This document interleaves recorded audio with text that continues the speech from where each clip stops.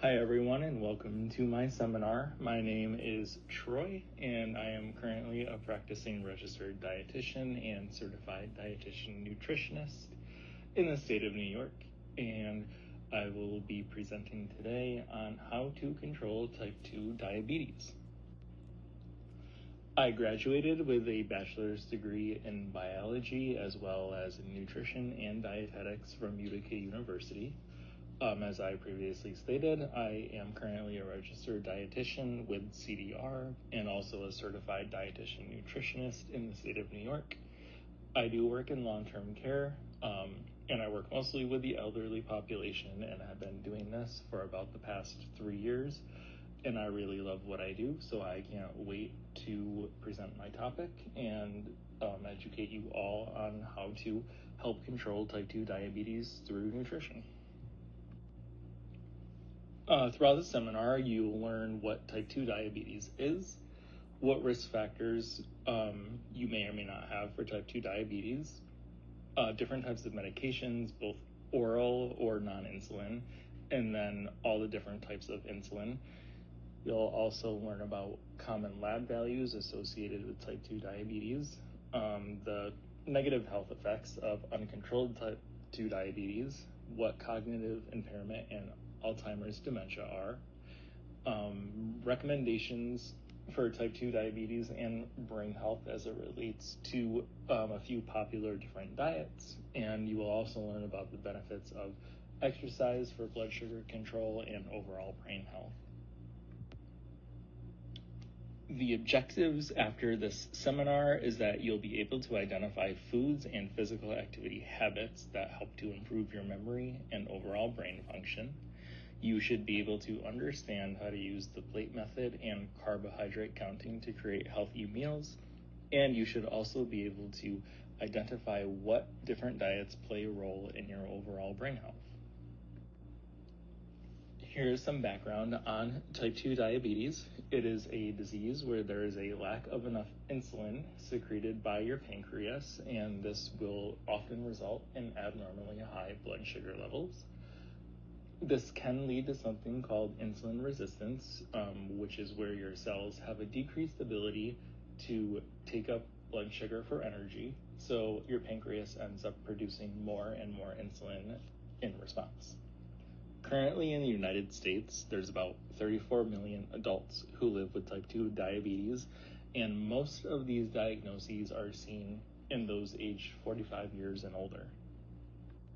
There are many different factors that may increase your risk of getting type 2 diabetes, which includes a higher BMI, a higher waist circumference, a higher waist to hip ratio, low physical activity or lack of exercise, and also if you consume mostly sugary beverages, processed meats, and refined grains, or have a history of gestational diabetes or high blood pressure, your risk of getting type 2 diabetes is also increased. I want to start off by talking about the different non-insulin medications, which are either taken by mouth or some of them can also be injected. You have your biguanides, which includes probably the most famous one, metformin. Your DPP-4 inhibitors that include Januvia, Tradjenta, Onglyza, and Nesina. Your GLP-1 agonists, Ozempic is a very hot topic right now, both for obesity as well as managing type 2 diabetes. Victoza, Trulicity, Byetta, Bydureon, and Adlixin are also GLP-1 agonists. You have your SGLT2 inhibitors, Jardiance, Invokana, Brenzavvy, and Farxiga. You also have sulfonylureas that include Amaryl, Glucotrol, and Glyburide. And you also have thiazolidinones, Avandia, and Actos. In addition to oral medications, there are some people who have type 2 diabetes that also use insulin. There are many different types of insulin, ranging from rapid-acting insulin all the way to long-acting insulin. The two most popular rapid-acting insulins are probably your Humalog and your Novolog.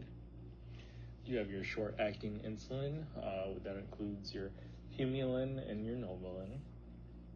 Your intermediate-acting insulin, which is your NPH human insulin. Your long-acting insulin, which includes brands like Levemir, Lantus, Basaglar, Tresiba, and Toujeo. And then you also have insulin mixtures right here at the bottom. This chart is just to give you an idea of how long the different insulins take to act and how long they last after administration. So over here on the left, you have your rapid-acting insulins. Most of them take about 20 minutes to a half an hour before they take action, and they can last for about 4 to 5 hours. You have your short-acting insulin that takes about an hour before it starts acting, and it'll last for up to 8 hours. Your intermediate-acting insulin takes about 1 to 2 hours to begin working, and it'll last for 14 or more hours. Long-acting insulin, down here, takes about 3 to 4 hours to take effect, and it can last up to 24 hours. You have one type of your long-acting insulin degludec, which can last up to 42 hours. And then you have your insulin mixtures, again, down here at the bottom, that work rather quickly, and they can last very long, anywhere from 14 to 24 hours. Here's a list of some common lab values you will see if you do have type 2 diabetes. You have your fasting plasma glucose test, and a result of 120 milligrams per deciliter or higher would indicate type 2 diabetes. You also have something called an oral glucose tolerance test, and a result of 200 milligrams per deciliter or higher would indicate type 2 diabetes.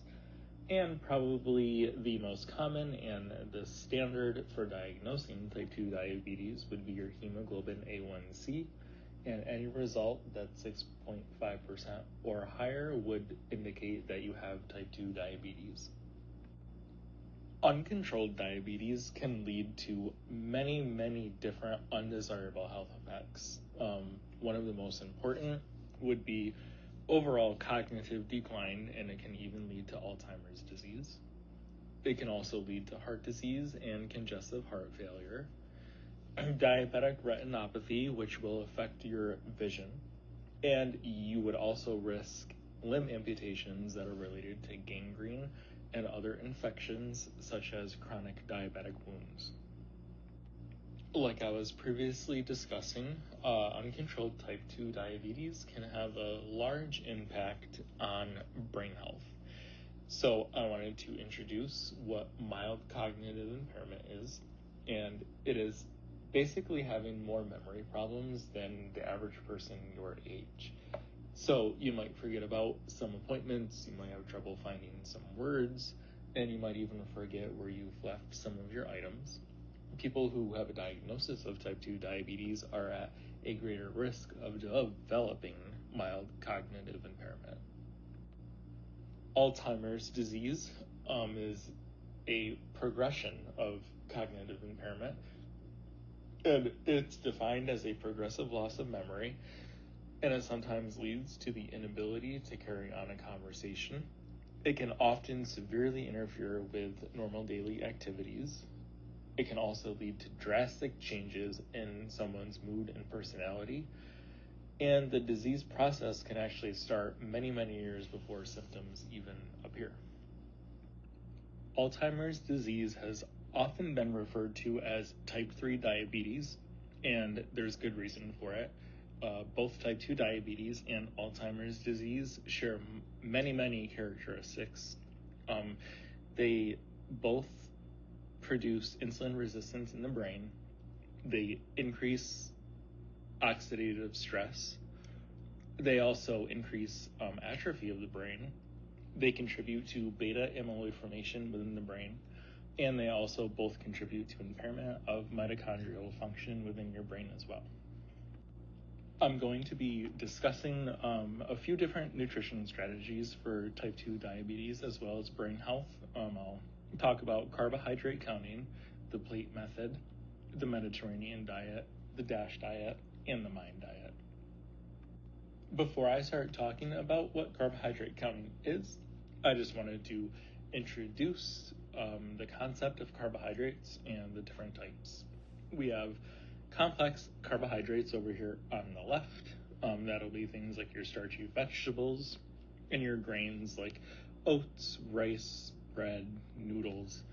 In the middle here, you have your simple carbohydrates, which will be mostly your sugars, fruit, your desserts and sweet treats, as well as your dairy. And then over on the far right, you'll have fiber, which is another type of carbohydrate, except fiber is not absorbed, so the calories from fiber do not have to be counted. And whole grains, nuts, and legumes will typically contain most of your fiber. Okay, on this slide, I just wanted to provide you with a general overview of what carbohydrate counting is. Over here on the left, you'll see all your different categories of carbohydrates, and it gives you many examples with serving sizes of what counts as one carbohydrate count. The main thing I want you to take away from this slide is that 15 grams of carbohydrates will equal one carbohydrate count. So over here on the right, on your nutrition facts label, go down to where it says your total carbohydrates, and in this particular food item, it's got 30 grams of carbs. So since we know that 15 grams of carbs is equal to one carb count, 30 grams of carbs would equal two carb counts. Generally, for adult men, you'll want to have 5 to 6 carb counts per meal and one carb count per snack. And for women, you'll want to have 4 to 5 carb counts per meal and one carb count per snack. If you do not want to do carbohydrate counting, there is another method you can use to plan your meals, and it's called the plate method. And in this method, what you'll do is you'll take your standard 9-inch plate, fill half of it with non-starchy vegetables. Now, your non-starchy vegetables are going to be mostly things such as your salad greens like lettuce, kale, you're going to have tomatoes, cucumbers, asparagus, eggplant is a good non-starchy vegetable, Brussels sprouts, peas. Take 1/4 of your plate and you're going to fill it with your starchy carbohydrates, and that will be things like corn, berries, lots of fruit, whole grain products like whole grain bread, whole grain pasta, whole grain rice. Beans and peas are also good starchy carbohydrates to use, and also milk and dairy products are also considered carbohydrates. And then finally, on the other 1/4 of your plate, you're going to want to fill it with a lean protein. And a lean protein can be like an egg, lean chicken, lean beef, seafood like salmon, shrimp, tuna, and nuts. And to use as a guide for a serving size, all you have to do is make a little fist, and that'll typically be what one serving will be. One of the diets that have been shown to be very beneficial for your overall brain health and to slow cognitive decline is the Mediterranean diet. Now, this diet is traditionally high in foods such as fruits, vegetables, your whole grains, nuts, seeds, and beans. And you will typically cook using monounsaturated fats like olive oil. And fish and red wine are also consumed in this diet, but typically in moderation. Fish you'll have a couple times a week, and you can have 1 glass of red wine per day. The MIND diet is also another diet that's been very strongly associated with improved brain health and preventing Alzheimer's disease. And the MIND diet really promotes intake of your quote-unquote brain healthy foods, which will be things like your green leafy vegetables, berries, fish, poultry like your chicken and turkey, beans, whole grains, nuts, wine, and olive oil. This is very similar to the Mediterranean diet as well. And your MIND diet will also emphasize limiting your intake of foods that are supposedly contributing to poor brain health, and those are things like butter, fried foods, cheese, red meat, and mostly your sweet pastries. Think of like strudels, Pop-Tarts, and things like that. Another great diet that's been shown to lower the risk of getting Alzheimer's disease is the DASH diet. And this diet also emphasizes limiting your fatty meats, sugary beverages, sweets such as your ice cream, your cake, and your pastries, limiting salt intake, and also limiting your full-fat dairy products and preferably switching to low-fat or fat-free dairy products. Now, the DASH diet does also recommend eating more vegetables, fruits, whole grains, fish, chicken, turkey, low-fat dairy, beans, nuts, seeds, and olive oil. And as you can see, that's very similar to both the MIND diet recommendations as well as the Mediterranean diet recommendations. Overall, carbohydrate counting, the plate method, the DASH diet, the Mediterranean diet, and the MIND diet all share common themes. All of them recommend increasing green leafy vegetables, fruits, whole grains, low-fat dairy, lean proteins, and also cooking with healthy fats. Exercise is also very important in preventing cognitive decline and also helping to manage your type 2 diabetes. So exercise has been shown to dramatically improve memory in people who are diagnosed with type 2 diabetes. It's been recommended that a 40-minute walk 3 times a week is a good starting guideline. And also 8,700 steps per day is also a good starting goal to have. Several studies have shown that there's actually a 38% reduced risk of cognitive decline in people who exercise more often compared to those who do not. So exercise, very, very important on top of also eating well. Thanks all for attending the seminar. I hope you enjoyed the presentation as well as the activities throughout the seminar. Feel free to ask me any questions or provide any comments. I will be providing a feedback form for you to fill out at the end. Please make sure to fill it out. Feedback is very important and helpful to us for future seminars.